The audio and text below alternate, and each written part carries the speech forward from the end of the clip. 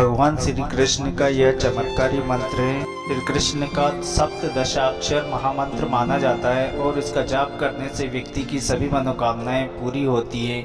इस मंत्र का जाप सुबह या शाम के समय 108 बार किया जा सकता है। घर में सभी प्रकार के क्लेश और नकारात्मकता इस मंत्र के जाप करने से नष्ट हो जाती है और घर में सुख शांति का माहौल बना रहता है।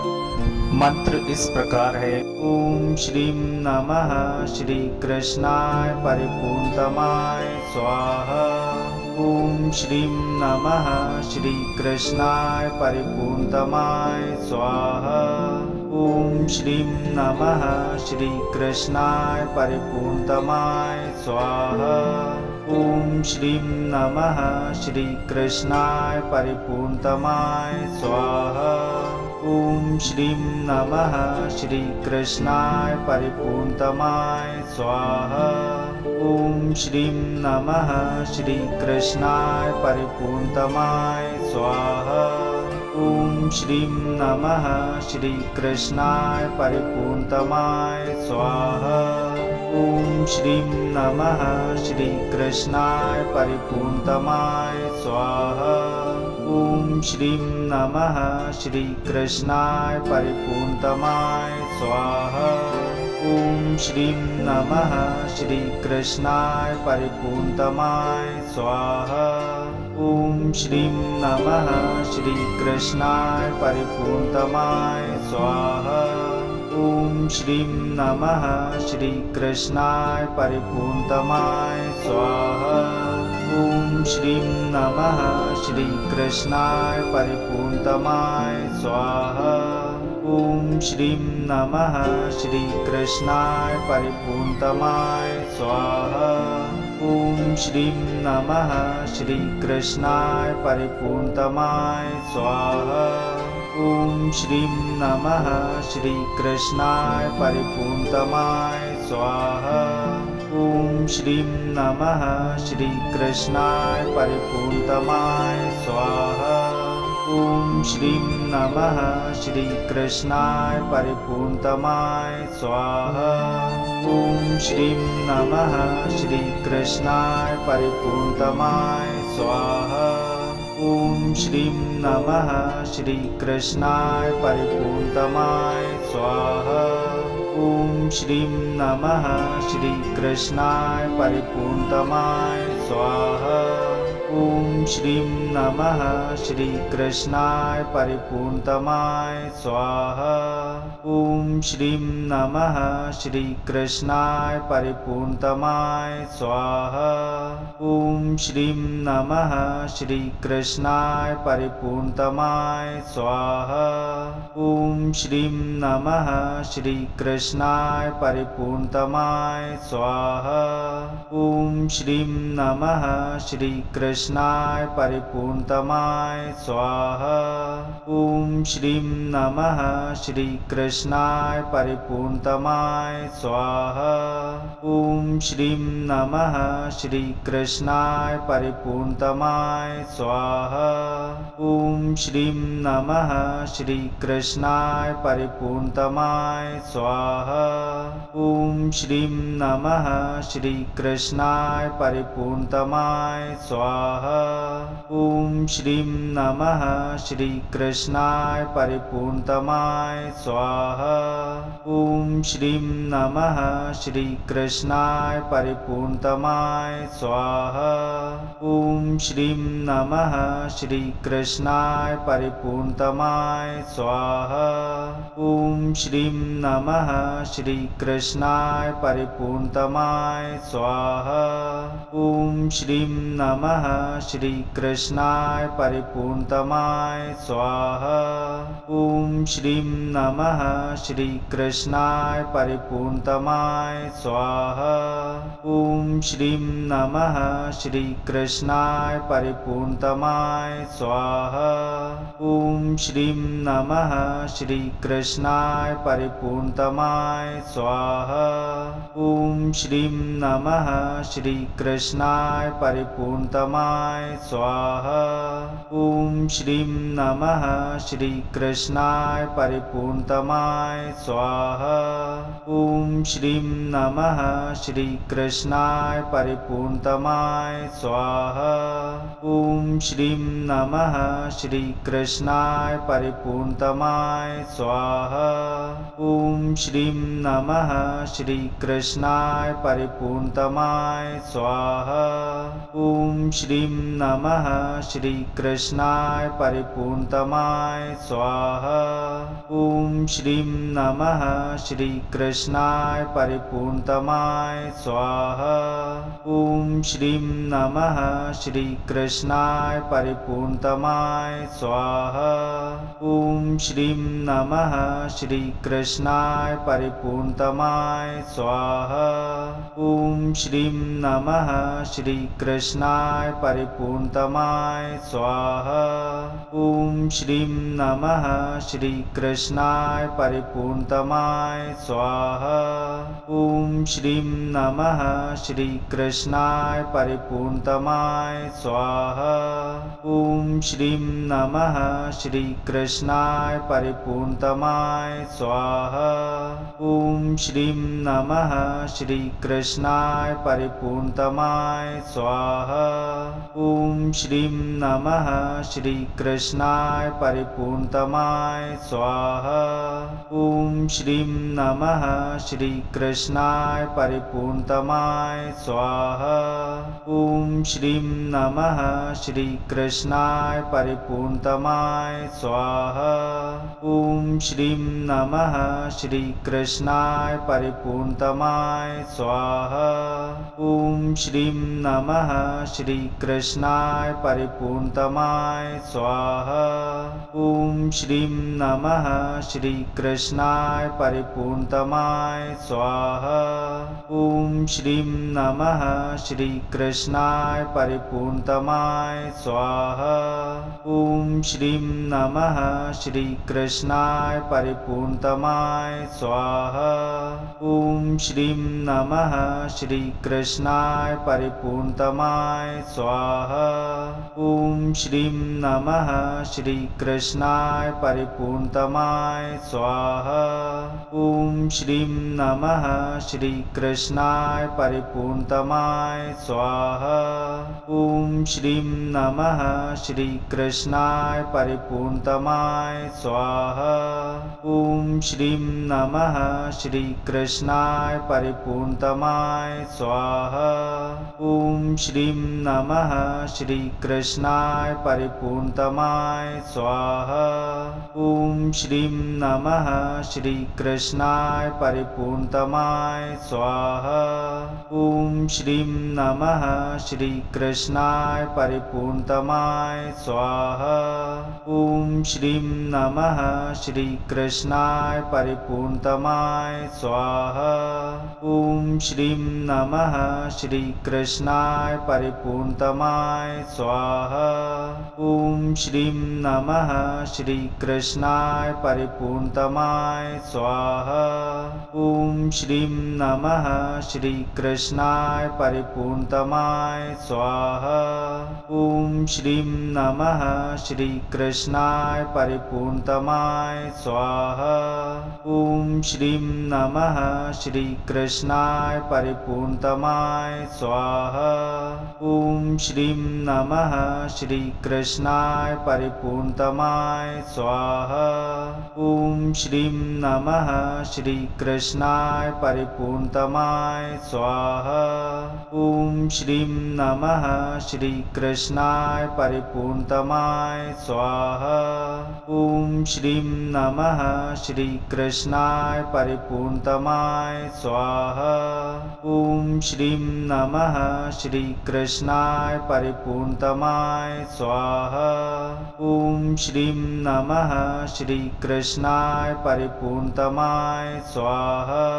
ओम श्रीं नमः श्रीकृष्णाय परिपूर्णतमाय स्वाहा। ॐ श्रीं नमः श्रीकृष्णाय परिपूर्णतमाय स्वाहा।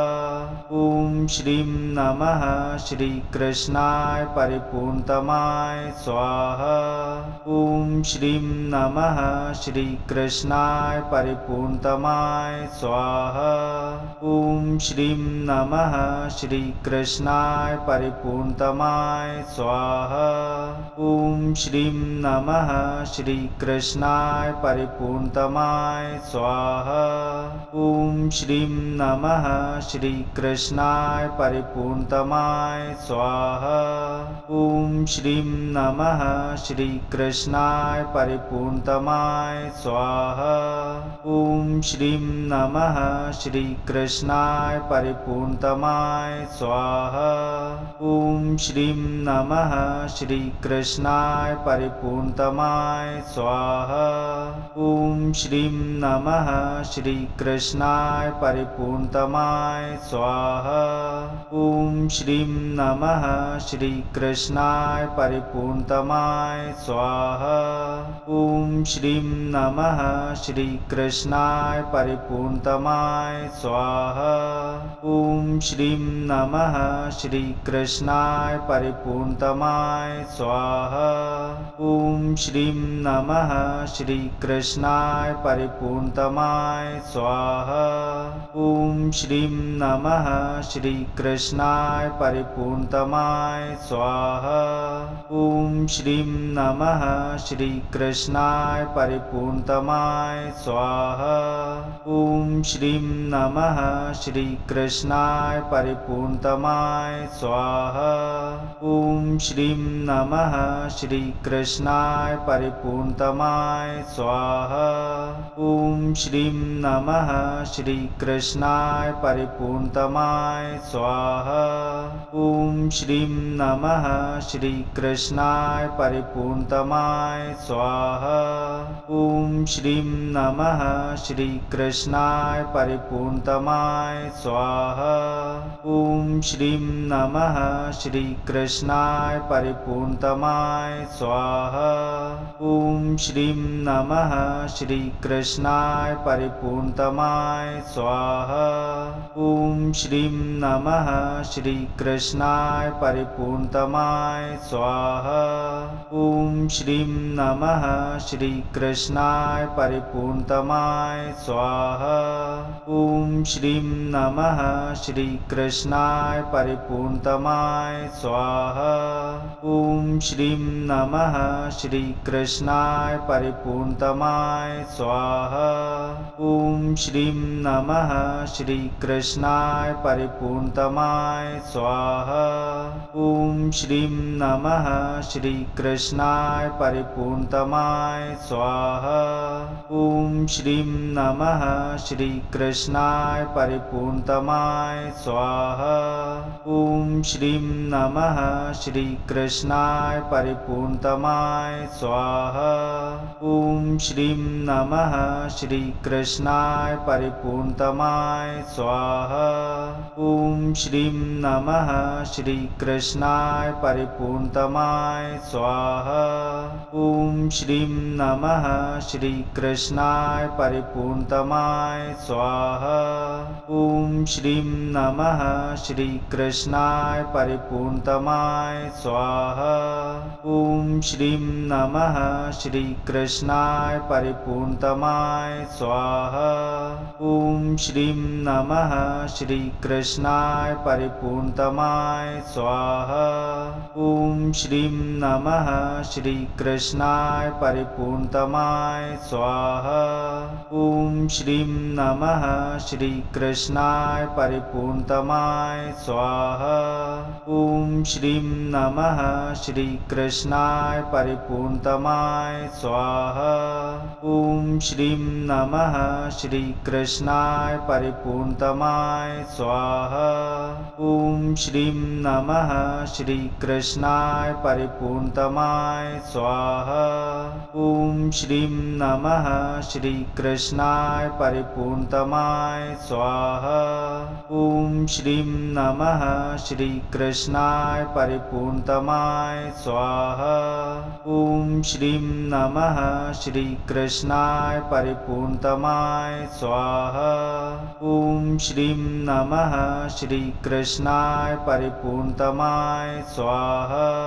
ॐ श्रीं नमः श्रीकृष्णाय परिपूर्णतमाय स्वाहा। ॐ श्रीं नमः श्रीकृष्णाय परिपूर्णतमाय स्वाहा।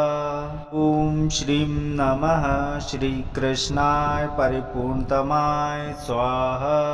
ॐ श्रीं नमः श्रीकृष्णाय परिपूर्णतमाय स्वाहा। ॐ श्रीं नमः श्रीकृष्णाय परिपूर्णतमाय स्वाहा।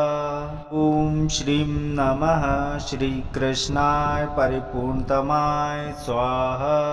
ॐ श्रीं नमः श्रीकृष्णाय परिपूर्णतमाय स्वाहा। ॐ श्रीं नमः श्रीकृष्णाय परिपूर्णतमाय स्वाहा।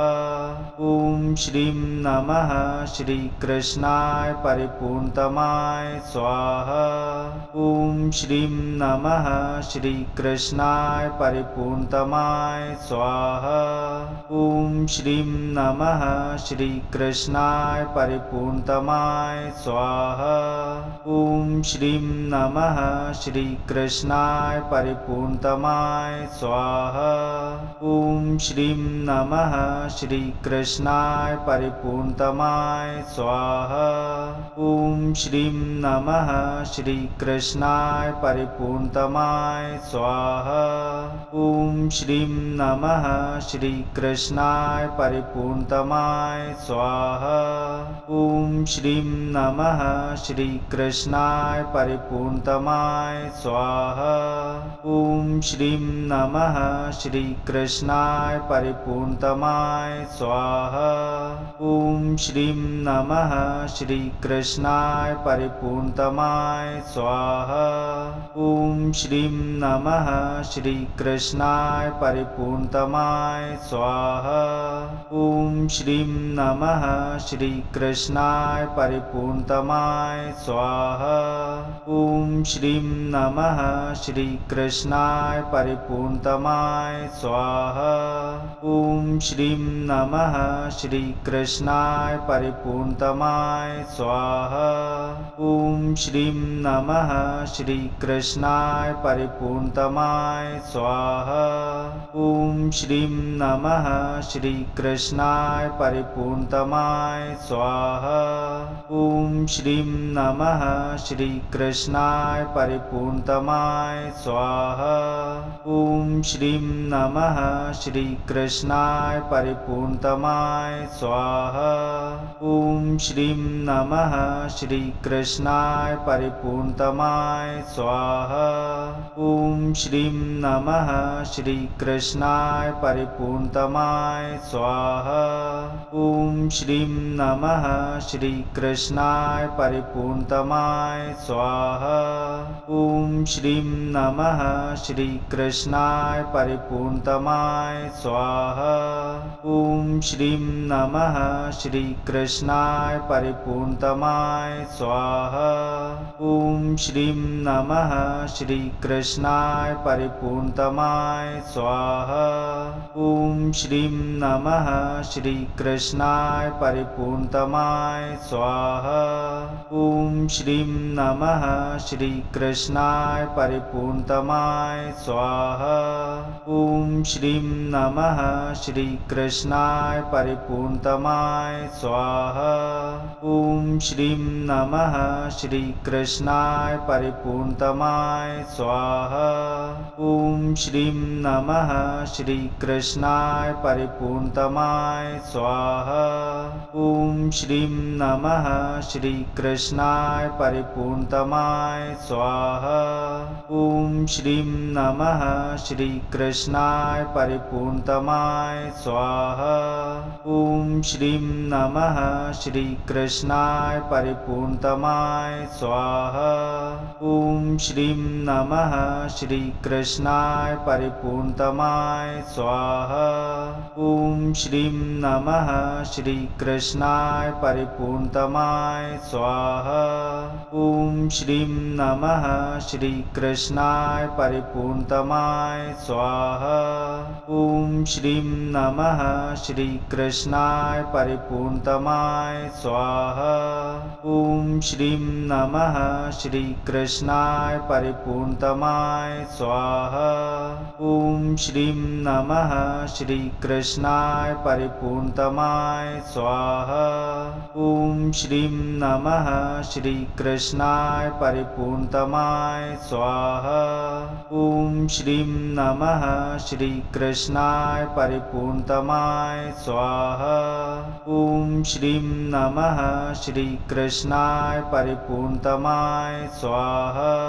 ॐ श्रीं नमः श्रीकृष्णाय परिपूर्णतमाय स्वाहा। ॐ श्रीं नमः श्रीकृष्णाय परिपूर्णतमाय स्वाहा। ॐ श्रीं नमः श्रीकृष्णाय परिपूर्णतमाय स्वाहा। ॐ श्रीं नमः श्रीकृष्णाय परिपूर्णतमाय स्वाहा। ॐ श्रीं नमः श्रीकृष्णाय परिपूर्णतमाय स्वाहा। ॐ श्रीं नमः श्रीकृष्णाय परिपूर्णतमाय स्वाहा। ॐ श्रीं नमः श्रीकृष्णाय परिपूर्णतमाय स्वाहा। ॐ श्रीं नमः श्रीकृष्णाय परिपूर्णतमाय स्वाहा। ॐ श्रीं नमः श्रीकृष्णाय परिपूर्णतमाय स्वाहा। ॐ श्रीं नमः श्रीकृष्णाय परिपूर्णतमाय स्वाहा। ॐ श्रीं नमः श्रीकृष्णाय परिपूर्णतमाय स्वाहा। ॐ श्रीं नमः श्रीकृष्णाय परिपूर्णतमाय स्वाहा। ॐ श्रीं नमः श्रीकृष्णाय परिपूर्णतमाय स्वाहा। ॐ श्रीं नमः श्रीकृष्णाय परिपूर्णतमाय स्वाहा। ॐ श्रीं नमः श्रीकृष्णाय परिपूर्णतमाय स्वाहा। ॐ श्रीं नमः श्रीकृष्णाय परिपूर्णतमाय स्वाहा। ॐ श्रीं नमः श्रीकृष्णाय परिपूर्णतमाय स्वाहा। ॐ श्रीं नमः श्रीकृष्णाय परिपूर्णतमाय स्वाहा। ॐ श्रीं नमः श्रीकृष्णाय परिपूर्णतमाय स्वाहा। ॐ श्रीं नमः श्रीकृष्णाय परिपूर्णतमाय स्वाहा। ॐ श्रीं नमः श्रीकृष्णाय परिपूर्णतमाय स्वाहा। ॐ श्रीं नमः श्रीकृष्णाय परिपूर्णतमाय स्वाहा। ॐ श्रीं नमः श्रीकृष्णाय परिपूर्णतमाय स्वाहा। ॐ श्रीं नमः श्रीकृष्णाय परिपूर्णतमाय स्वाहा। ॐ श्रीं नमः श्रीकृष्णाय परिपूर्णतमाय स्वाहा। ॐ श्रीं नमः श्रीकृष्णाय परिपूर्णतमाय स्वाहा। ॐ श्रीं नमः श्रीकृष्णाय परिपूर्णतमाय स्वाहा। ॐ श्रीं नमः श्रीकृष्णाय परिपूर्णतमाय स्वाहा। ॐ श्रीं नमः श्रीकृष्णाय परिपूर्णतमाय स्वाहा। ॐ श्रीं नमः श्रीकृष्णाय परिपूर्णतमाय स्वाहा। ॐ श्रीं नमः श्रीकृष्णाय परिपूर्णतमाय स्वाहा। ॐ श्रीं नमः श्रीकृष्णाय परिपूर्णतमाय स्वाहा। ॐ श्रीं नमः श्रीकृष्णाय परिपूर्णतमाय स्वाहा। ॐ श्रीं नमः श्रीकृष्णाय परिपूर्णतमाय स्वाहा। ॐ श्रीं नमः श्रीकृष्णाय परिपूर्णतमाय स्वाहा। ॐ श्रीं नमः श्रीकृष्णाय परिपूर्णतमाय स्वाहा। ॐ श्रीं नमः श्रीकृष्णाय परिपूर्णतमाय स्वाहा। ॐ श्रीं नमः श्रीकृष्णाय परिपूर्णतमाय स्वाहा। ॐ श्रीं नमः श्रीकृष्णाय परिपूर्णतमाय स्वाहा। ॐ श्रीं नमः श्रीकृष्णाय परिपूर्णतमाय स्वाहा। ॐ श्रीं नमः श्रीकृष्णाय परिपूर्णतमाय स्वाहा। ॐ श्रीं नमः श्रीकृष्णाय परिपूर्णतमाय स्वाहा। ॐ श्रीं नमः श्रीकृष्णाय परिपूर्णतमाय स्वाहा। ॐ श्रीं नमः श्रीकृष्णाय परिपूर्णतमाय स्वाहा। ॐ श्रीं नमः श्रीकृष्णाय परिपूर्णतमाय स्वाहा। ॐ श्रीं नमः श्रीकृष्णाय परिपूर्णतमाय स्वाहा। ॐ श्रीं नमः श्रीकृष्णाय परिपूर्णतमाय स्वाहा। ॐ श्रीं नमः श्रीकृष्णाय परिपूर्णतमाय स्वाहा। ॐ श्रीं नमः श्रीकृष्णाय परिपूर्णतमाय स्वाहा। ॐ श्रीं नमः श्रीकृष्णाय परिपूर्णतमाय स्वाहा। ॐ श्रीं नमः श्रीकृष्णाय परिपूर्णतमाय स्वाहा। ॐ श्रीं नमः श्रीकृष्णाय परिपूर्णतमाय स्वाहा। ॐ श्रीं नमः श्रीकृष्णाय परिपूर्णतमाय स्वाहा। ॐ श्रीं नमः श्रीकृष्णाय परिपूर्णतमाय स्वाहा। ॐ श्रीं नमः श्रीकृष्णाय परिपूर्णतमाय स्वाहा। ॐ श्रीं नमः श्रीकृष्णाय परिपूर्णतमाय स्वाहा। ॐ श्रीं नमः श्रीकृष्णाय परिपूर्णतमाय स्वाहा। ॐ श्रीं नमः श्रीकृष्णाय परिपूर्णतमाय स्वाहा। ॐ श्रीं नमः श्रीकृष्णाय परिपूर्णतमाय स्वाहा। ॐ श्रीं नमः श्रीकृष्णाय परिपूर्णतमाय स्वाहा। ॐ श्रीं नमः श्रीकृष्णाय परिपूर्णतमाय स्वाहा। ॐ श्रीं नमः श्रीकृष्णाय परिपूर्णतमाय स्वाहा। ॐ श्रीं नमः श्रीकृष्णाय परिपूर्णतमाय स्वाहा। ॐ श्रीं नमः श्रीकृष्णाय परिपूर्णतमाय स्वाहा। ॐ श्रीं नमः श्रीकृष्णाय परिपूर्णतमाय स्वाहा। ॐ श्रीं नमः श्रीकृष्णाय परिपूर्णतमाय स्वाहा। ॐ श्रीं नमः श्रीकृष्णाय परिपूर्णतमाय स्वाहा। ॐ श्रीं नमः श्रीकृष्णाय परिपूर्णतमाय स्वाहा। ॐ श्रीं नमः श्रीकृष्णाय परिपूर्णतमाय स्वाहा। ॐ श्रीं नमः श्रीकृष्णाय परिपूर्णतमाय स्वाहा। ॐ श्रीं नमः श्रीकृष्णाय परिपूर्णतमाय स्वाहा। ॐ श्रीं नमः श्रीकृष्णाय परिपूर्णतमाय स्वाहा। ॐ श्रीं नमः श्रीकृष्णाय परिपूर्णतमाय स्वाहा। ॐ श्रीं नमः श्रीकृष्णाय परिपूर्णतमाय स्वाहा। ॐ श्रीं नमः श्रीकृष्णाय परिपूर्णतमाय स्वाहा। ॐ श्रीं नमः श्रीकृष्णाय परिपूर्णतमाय स्वाहा।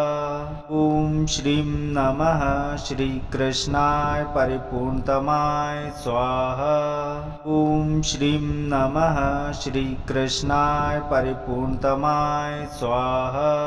ॐ श्रीं नमः श्रीकृष्णाय परिपूर्णतमाय स्वाहा। ॐ श्रीं नमः श्रीकृष्णाय परिपूर्णतमाय स्वाहा। ॐ श्रीं नमः श्रीकृष्णाय परिपूर्णतमाय स्वाहा। ॐ श्रीं नमः श्रीकृष्णाय परिपूर्णतमाय स्वाहा। ॐ श्रीं नमः श्रीकृष्णाय परिपूर्णतमाय स्वाहा। ॐ श्रीं नमः श्रीकृष्णाय परिपूर्णतमाय स्वाहा। ॐ श्रीं नमः श्रीकृष्णाय परिपूर्णतमाय स्वाहा। ॐ श्रीं नमः श्रीकृष्णाय परिपूर्णतमाय स्वाहा।